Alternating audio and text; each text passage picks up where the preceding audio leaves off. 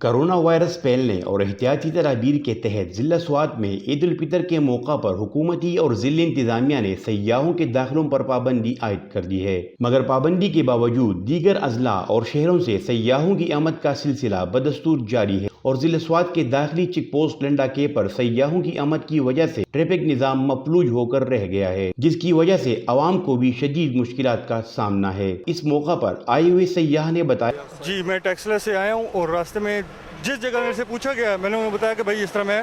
منگاورا جا رہا ہوں، کسی نے مجھے نہ بتایا راستے میں کیا کہ لاک ڈاؤن ہے، نہ کسی نے کچھ گائیڈ لائن مجھے دی ہے اور میں آیا ہوں یہاں پہ آ کے مجھے یہ ساری فیس کرنا پڑا۔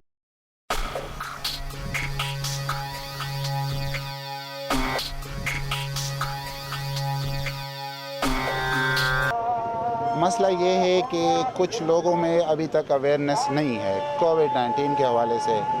تو وہ اس چیز کو بہت لائٹ لے رہے ہیں اور اس چیز کو لے کر وہ لوگ آ رہے ہیں۔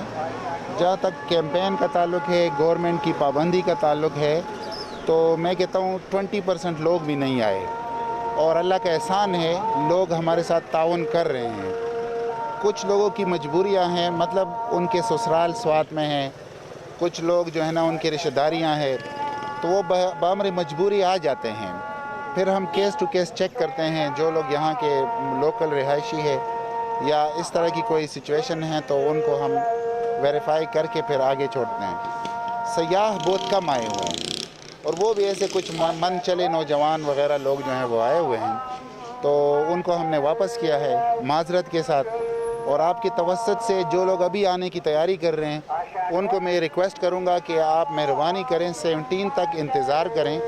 یہ ہمارا ملک ہے، سوات ہمارا ہے، یہ کہیں نہیں جائے گا۔ یہ پہاڑ یہاں پر پڑے ہیں، یہ برف باری یہاں ہونی ہے، یہ خوبصورت یہاں موسم خوبصورت جو ہے یہ یہاں پر ہے، اس نے کہیں نہیں جانا، بشرطے کہ ہماری زندگی ہو، بشرطے کہ آپ کی صحت ہو۔ آپ کی صحت ہے،